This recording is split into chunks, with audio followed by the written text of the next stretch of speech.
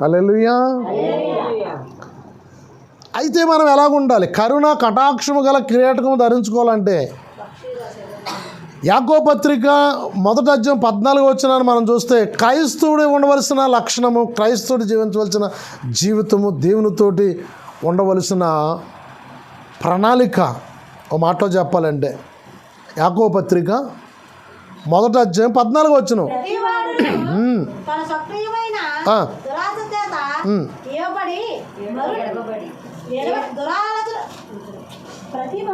ప్రతివాడును చూడండి, ప్రతివాడు తన సొంత ఆలోచన మీకు అర్థం అవ్వాలంటే తన సొంత నిర్ణయం చెప్పిన దురాశలో వెళ్ళిపోయాడు, పాపంలోనికి వెళ్ళిపోయాడు, పాప పరిస్థితిలోనికి లోనైపోయాడు. ఎందుకంటే వాడు సొంత ఆలోచనలు ఎక్కడ నడిపిస్తాయి?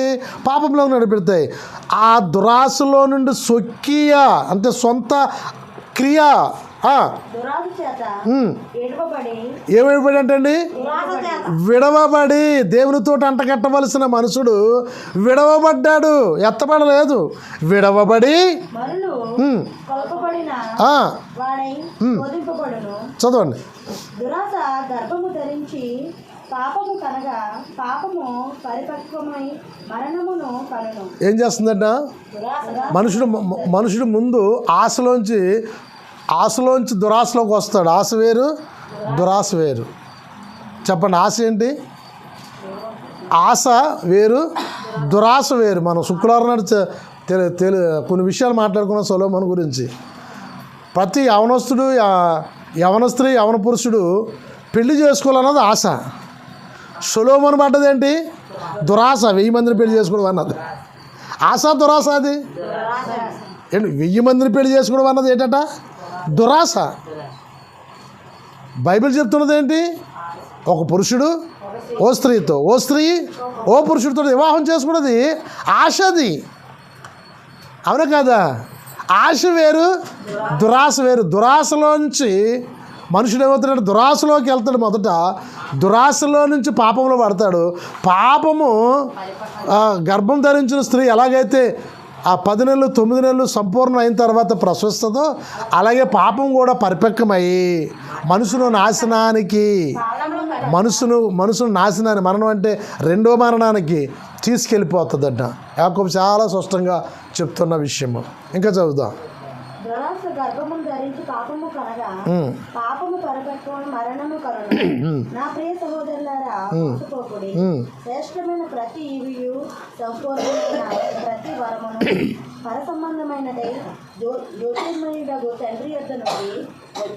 మీరు చదివేటప్పుడు చాలా విషయాలు ఏమవుతాయంటే ఆ చదివే దాంట్లో చుట్టబెట్టుకుని కొట్టుకుని వెళ్ళిపోతుంటే తేటగా చదువుతుంటే మీకు అర్థమవుతుంటుంది, ఇనివాళ్ళకి అర్థమవుతుంటుంది. ఏ దేవుడు అంట? జ్యోతిర్గమయుడైన దేవుడు. ఎక్కడన్నా మీరు చెప్పారు ఎవరైనా?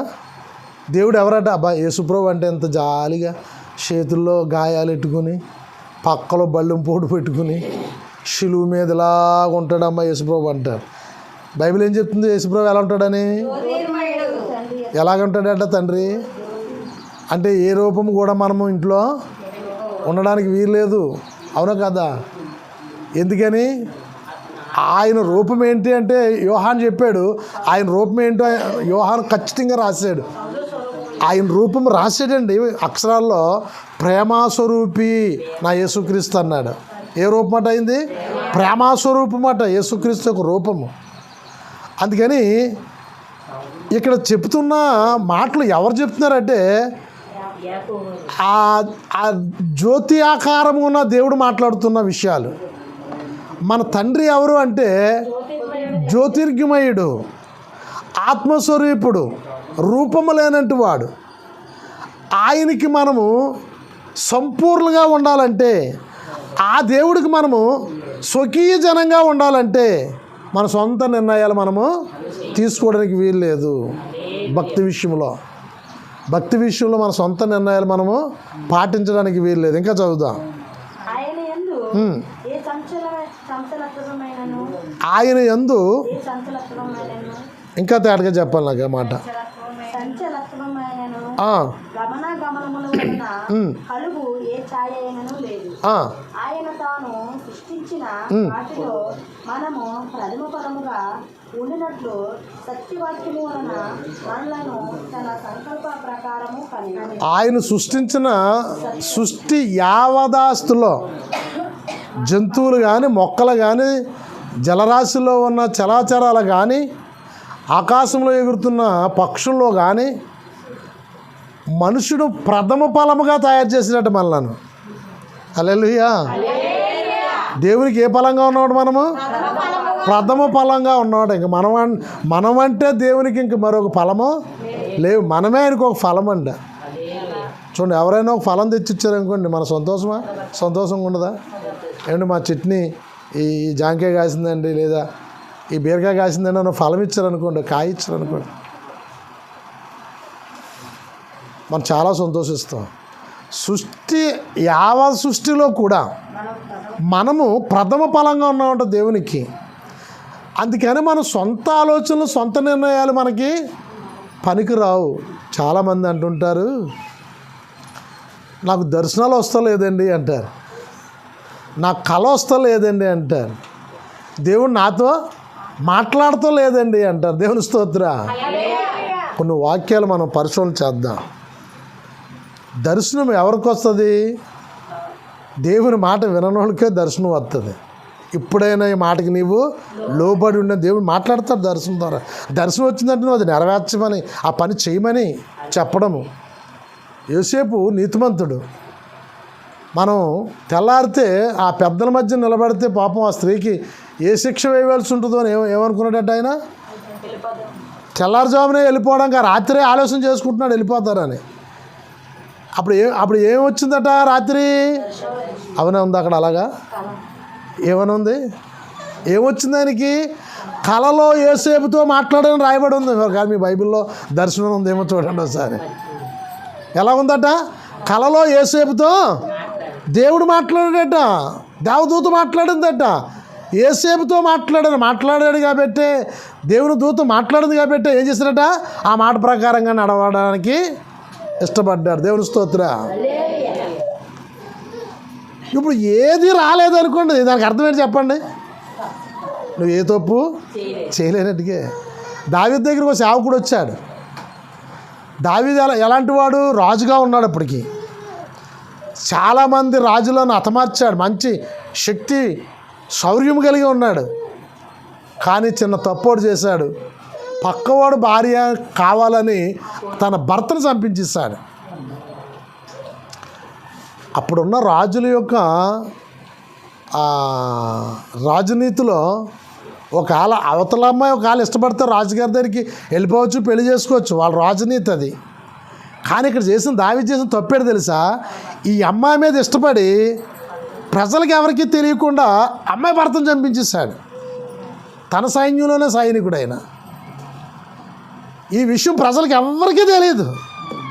దేవుని స్తోత్ర. యోబాబుతోడు ఏం చెప్పాడు? ఈ యూరియా అనే వ్యక్తిని మొదటి వరుసలో పెట్టు అన్నాడు. అంతే. మొదటి వరుసలో పెడితే మొదటి వరుసలో ఎవరు ఉండాలా? ఏమండి, ఇప్పుడు చీకట్లో ముందు ఎవరు నడుపుతారు? చిన్నపిల్లలు నడిపిస్తారా, పెద్దలు నడిపిస్తారా? నేను ముందు వెళ్తాను, మీరు వెనకాల రండి బాబు, నేను జాగ్రత్తగా చూసుకుని వెళ్తానంటారు. అంతే కదా.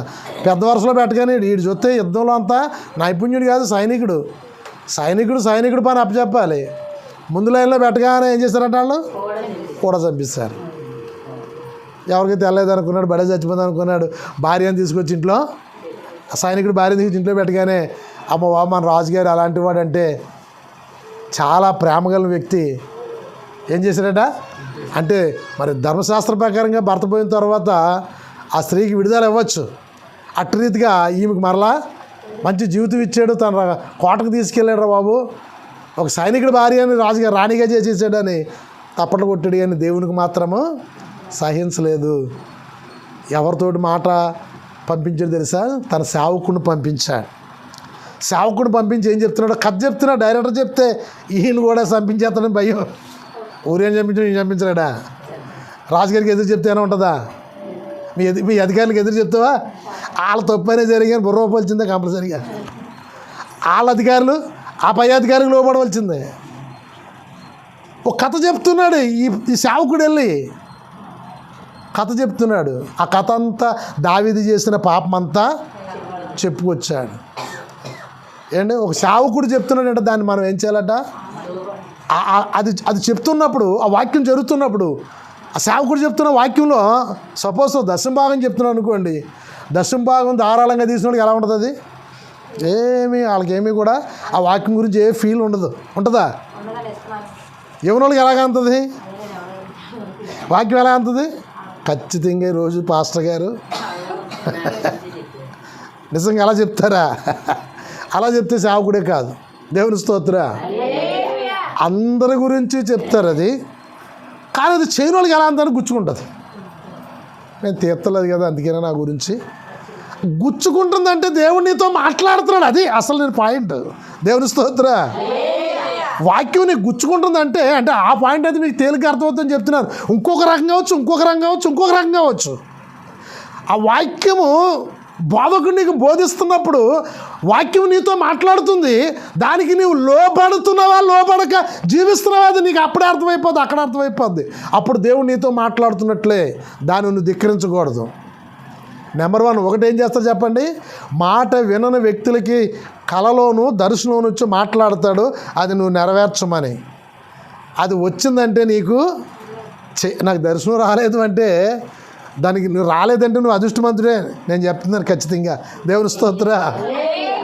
కారణం ఏంటి? దర్శనం ఇంకా నీ దగ్గరికి రాలేదంటే, ఏ రకమైన విషయం నీకు చెప్పబడలేదంటే నువ్వు దేవుని యొక్క కృపలో నువ్వు జాగ్రత్తగా వెళ్తున్నావాటికే. హల్లెలూయా. చూడండి, ఆనోకును దేవుడు దర్శిస్తూ మాట్లాడుతూ చాలా సంవత్సరాలు జీవించారు. ఆనోకుని విడిచిపెట్టడానికి కుదరదు. ఎందుకంటే ఆనోకు కొద్ది ముందు దినాలు చూస్తే భూమి అంతా కూడా బలత్కారంగా నిండిపోవడానికి అవకాశం ఉంది. అందుకని ఏం చేశాడట? నీతిమంతుడైన ఆనోకుని తీసుకుని వెళ్ళిపోయాడు. ఆనోకు తర్వాత ఆనోకు ఎమ్మటి కాలమే అక్కడి నుంచి చెడిపోవడం ప్రారంభింపబడ్డది. మనం దేవునిలో ఎత్తబడ్డామంటే అయ్యో ఎందుకు చచ్చిపోరా అన్నానికి వీలు లేదు. ఏమండి? దుష్టకాలం చూడకుండా ఆ దుష్టక్రియలు ప్రభావం ఆ భక్తుడి మీద పడకుండా ఉండడానికి సరిపోయినట్లు బ్యాలెన్స్ అయినట్లు తీసుకెళ్ళిపోతాడు అంతే. దేవుని స్తోత్రం. హల్లెలూయా. ఇలాగ మనం చూస్తే కొందరు కళల విషయం గురించైనాను దర్శనాల విషయం గురించైనాను దేవుడు నీతో మాట్లాడుతుంది. ఖచ్చితంగా నువ్వు చేయాలి. చేయలేదంటే నువ్వేం చేస్తున్నట్టు కదా? నీ ఇష్ట ప్రకారంగా ప్రధాన ఫలము నీవు దేవునికి. దేవుడు వాక్యము ద్వారా దాని సేవకులతో మాట్లాడతాడు కంపల్సరిగా. అందుకనే వాక్యానికి మనం లోబడి ఉండాలని యాకోబు పత్రిక చెప్తుంది. చదవండి సారి, మీకు అర్థమవుతుంది. చదవండి.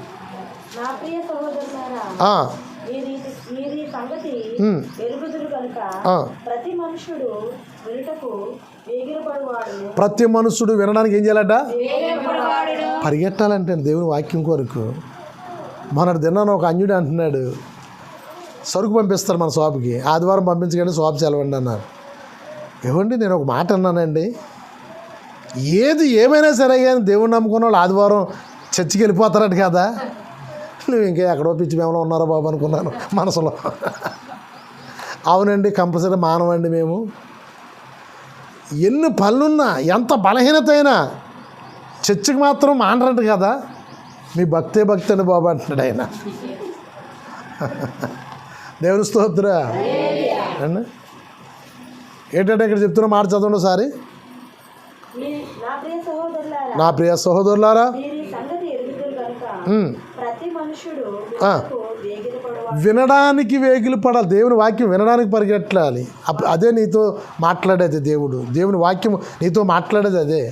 వాక్యం మాట్లాడుతున్నా, లేదంటే పాస్టర్ గారు కథలు చెప్తున్నట్లయితే, పాస్టర్ గారు ఒకవేళ చిత్రీకరించిన కొత్త కథలు చెప్తున్నట్లుగా అయితే దేవుని వాక్యం కాదు. దేవుని వాక్యంలోంచి నీతో మాట్లాడుతున్నట్లు నీకు కనిపిస్తే దేవుని స్వరం నిజంగా నువ్వు వింటున్నట్లే. దేవుని స్తోత్రం. అందుకని నువ్వేం చేయాలి? వినడానికి వేగులు పడి దేవుని సన్నిధిలో ఉండాలి. అసలు వినడానికే లేకపోతే వ్యాపారం పుల్ల వెళ్ళినట్టుగా ఉంటుంది. వెళ్ళి వచ్చేసేటట. పొద్దున్న అంటున్నాడు తల్లిదండ్రులతోటి, మీరు రాత్రి ఆలోచించుకోవడం విన్నాను నాన్నగారు, నేను వెళ్ళొచ్చేసాను, వారం వెళ్ళొచ్చేసాను అన్నాడట. ఎందుకు వెళ్ళొచ్చారా? ఏమో మీరు అనుకున్నారు కదా రాత్రి పుల్లయ్యని పంపుతారు వారం అని, పొద్దున్న లేసాక నన్ను ఎలాగా పంపుతారని, ఇంక అదే దెబ్బ రాత్రే వెళ్ళి వచ్చేసాను అన్నాడట. అసలు వినడానికే వేగిలి పడకపోతే ఏం వింటావో ఏం నేర్చుకుంటావు ఏం తెలుస్తుంది?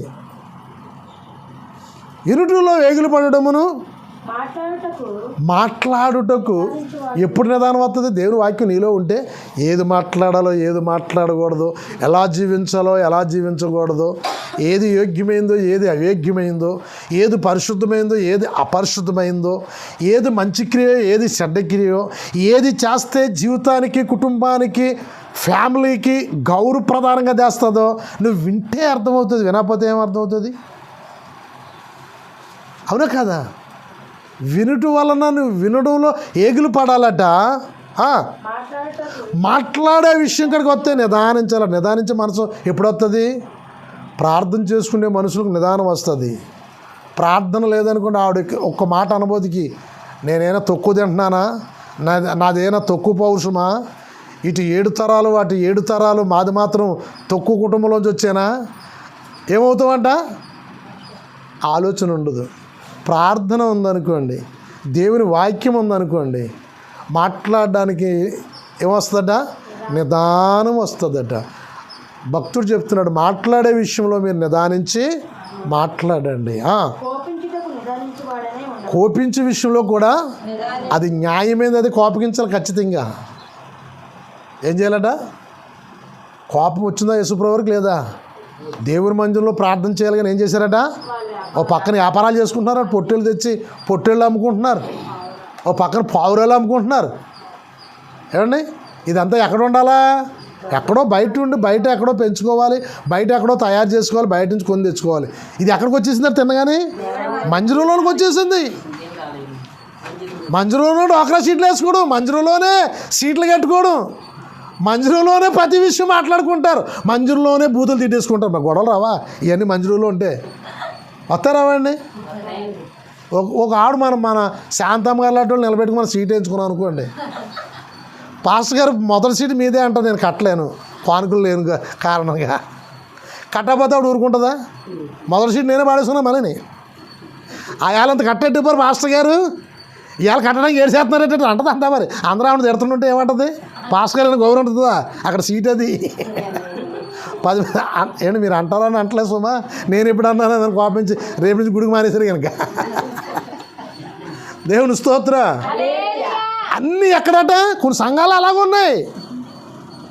ఆనాడు యేసుక్రీస్తు వారు చేసినట్లుగానే సంఘాల్లోనే ఇప్పుడు కూడా అన్ని చాలా సంఘాలు అన్నీ అక్కడే ఉంటాయి. డోక్రా మీటింగ్ అక్కడ ఉంటుంది, ఆరాధన అయిపోయిన తర్వాత డోక్రా మీటింగ్ పెట్టుకుంటారు, ఆరాధన అయిపోయిన తర్వాత సీట్ మీటింగ్, సీటు పాట. మరి అందరూ అక్కడ వాళ్ళే కదా, మీరు వెళ్ళిపోకుండా సీటు పాట వేసుకుంటారు అంటారు. సీటు పాట అయిపోయిన తర్వాత ఇంటికి వెళ్తారు. దేవుని స్తోత్ర.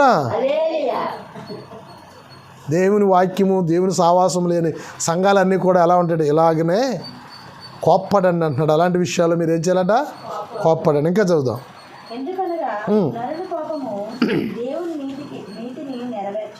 మనుషుడి యొక్క కోపము దేవుడు నిర్ణయించుకున్న నీతిని నెరవేర్చబడదు. అందుచేత మన కోపం ఏదైనా నిదానించి చూసి, నిదానమైన కోపం ఏదైనా ఉంటే, అది వాక్యానుసారమైనది ఏదైనా గద్దించవలసింది ఏదైనా ఉంటే ఆ కోపం అక్కడ చూపించి పర్లేదు.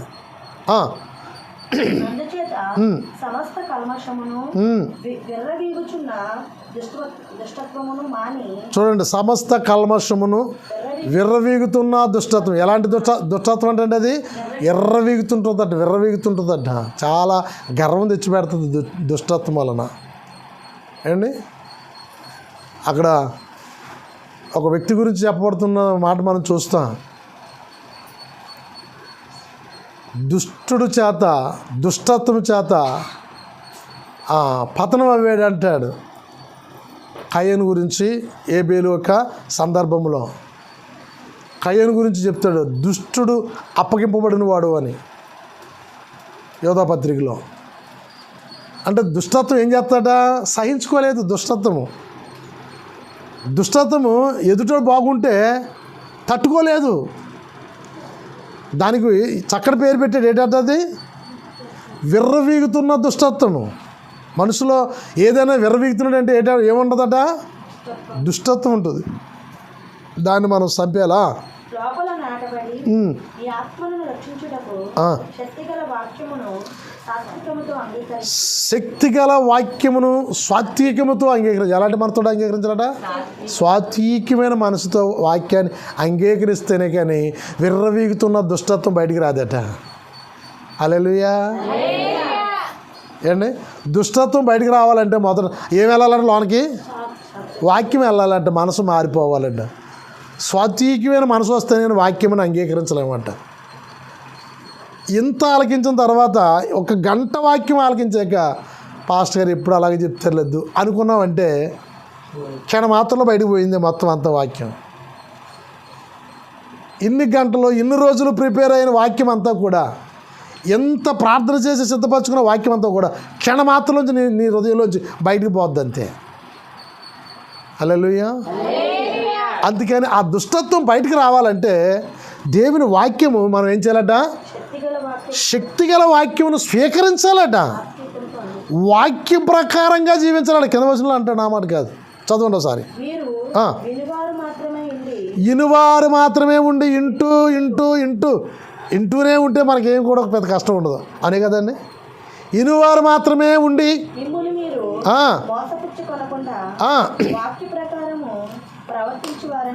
ఎలా ఉండాలంటే అండి, ఇనువారులాగే ఉంటే ప్రయోజనం ఏమీ లేదు.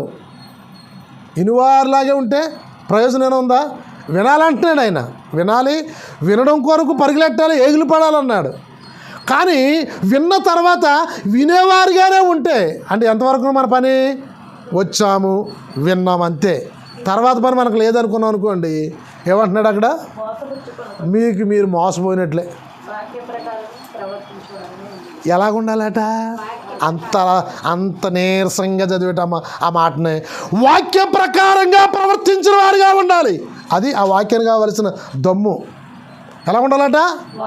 వినువారు ప్రకారంగా ఉండడమే కాదు, వాక్య ప్రకారముగా ఉండేవారుగా ఉండాలి మనము. అది కోరుకుంటున్నాడు యేసయ్య. ఎవరు కోరుకుంటున్నాడట? ఎవరంటే ఇష్టమంట? ఇనువారి ప్రకారంగా వినేవారుగా ఉండడం కాదు. అంతరాజు కూడా సేవకుడు చెప్పిన కథకి నీవే దుర్మార్గుడు అన్నాడు తెలుసా రాజుని. పాస్టర్ గారు వచ్చి చెప్తున్నాడు, వాడు ఆ గొర్రె పిల్లని తీసుకెళ్ళిపోయిన మోసగాడు ఎవడు? వాడు మరణానికి పాత్రుడు. వాడు ఎలాంటి వాడు అని సరే కానీ వాడు మరణానికి పాత్రుడు అంటే అప్పుడు ఈ సేవకుడు అంటున్నాడు దావీదుతో, నీవే. కుతలం అయిపోయాడు. వాక్య ప్రకారంగా జీవించాలనే ఆశా కోరికే ఉండే వ్యక్తి దావీదు కూర్చుని పడిపోయాడు. నేనా అని అనగా అప్పుడు చెప్తున్నాడు, ఆ మేకపిల్లను మేపుకున్న వ్యక్తి ఎవరో కాదు, నువ్వు తీసుకొచ్చుకున్నావే తన యొక్క భర్త అని చెప్పుకురాగానే ఏమైపోయాడట? వేడడం ప్రారంభించాడు. నేల మీద పడి దొల్లడం ప్రారంభించాడు. బోరుమని ఏడుస్తున్నాడు. మనుషులు ఎవరు చూడలేదనుకున్నాను, మనుషులు ఎవరికీ తెలియదు అనుకున్నాను. సేవకుడితో చూపించాడే కథ అంతా. సేవకుడికి చెప్పాడా నేను చేసిన పాపం అంతానని వేడడం ప్రారంభించాడు. అది వాక్యానుసారమైన జీవితం అంటే యాకోబు చెప్తున్నాడు. హల్లెలూయా. ఏడుస్తున్నాడు అక్కడ దావీదు. ప్రయోజనం లేదని చెప్పాడు సేవకుడు. దీనికి నువ్వు అనుభవించవలసిన శిక్ష ఇదిగో అని చెప్పేసి వెళ్ళిపోయాడు అంతే. ఇది మొదలుకొని నీ ఇంట్లో నిత్యము యుద్ధాలే, నీ పిల్లలే నీ మీద శత్రులుగా తిరుగుతారు. పరాయి యొక్క పురుషుడు యొక్క స్త్రీని నువ్వు కావాలని బలవంతంగా నువ్వు చంపించావో నీ పిల్లలే నీ భార్యను పాడు చేస్తారని అంత ఘోర స్థితిలో చూడండి. క్షమించవచ్చు కదా. ఇప్పుడు మనము కృపకాలంలో ఉన్నాం కాబట్టి క్షమాభిక్ష ఉంది. ఆయన కోపం వస్తే తీర్పులు ఇవ్వడమే కానీ క్షమించేది లేదు. చెప్పేసాడు వచ్చి సేవకుడు, ఇదిగో నిత్యము నీ ఇంట్లో యుద్ధాలే, నీ ఇంట్లోనే యుద్ధాలు. నువ్వు ఇప్పటి వరకు నువ్వు శత్రులతో యుద్ధం చేసేవేమో, ఎవరితో చేయాలి నువ్వు? ఇప్పుడు నీ ఇంట్లోనే, నీ పిల్లలతోనే. నీ భార్యనే నీ పిల్లలు పాడు చేయడానికి లేస్తారా అని ఎంత బాధాకరమో చూడు, ఎంత దుఃఖాకరమో. ఎవరో తన భార్యలు పాడు చేస్తారంటే ఓ రకంగా ఉంటుంది, పిల్లలే భార్యలు పాడు చేస్తారంటే అంత బాధాకరమో. అవును, కథ అంతా మనకు తెలుసు. అందుకనే యాకోబు చెప్తున్నాడు, కొత్త నిబంధనకు వచ్చాక మనకు నేర్పిస్తున్నాడు, ఇనువారి ప్రకారంగా ఉంటే ప్రయోజనం లేదు నాన్న, ఇనువారిగా ఉంటే ప్రయోజనం లేదు, వాక్య ప్రకారంగా ఉంటేనే మన జీవితానికి ఒక అర్థము, జీవార్థము మిగిలి ఉంటాం.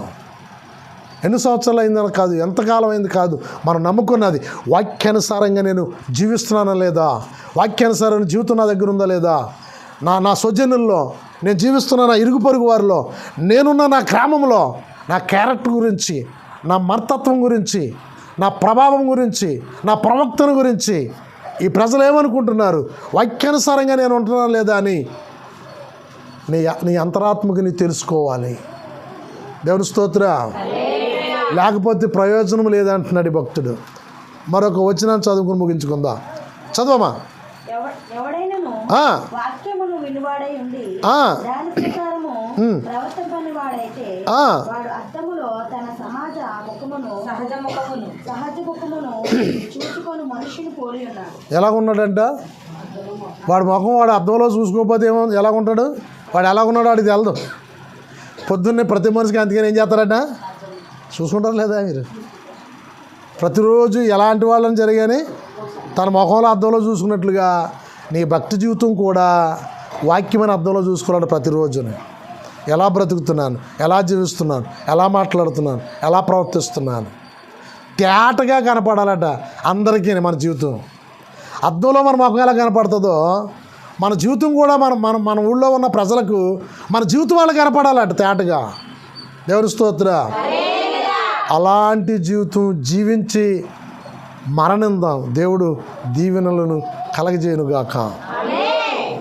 ఎలాంటి జీవితం కలిగి ఉండాలి మనము? వాక్యానుసారమైన జీవితం కలిగి జీవించి. మరణం ఎప్పుడైనా వస్తుంది, మరణం ఎప్పుడైనా మరణించవలసిందే. కానీ ఎలాంటి మరణం మనకు రావాలి? వాక్యానుసారమైన జీవితాన్ని సంపాదించుకుని చనిపోవాలంతే. హల్లెలూయా. వాక్యానుసారమైన బ్రతుకును మనం కలిగి జీవించాలి. దేవుడు మాట్లాడుతున్నప్పుడు ఆ వాక్యానికి మనం లోబడి, ఆ వాక్యానికి మనం కట్టబడి, ఆ వాక్య ప్రకారంగా జీవిస్తానని తీర్మానం కలిగి జీవితం మోకరించాను. అందరూ కూడా అయ్యా నేను వాక్యానుసారంగా జీవిస్తానని తీర్మానం చేసుకుని వెళ్దాం ఈరోజు దేవుని సన్నిధి నుండి.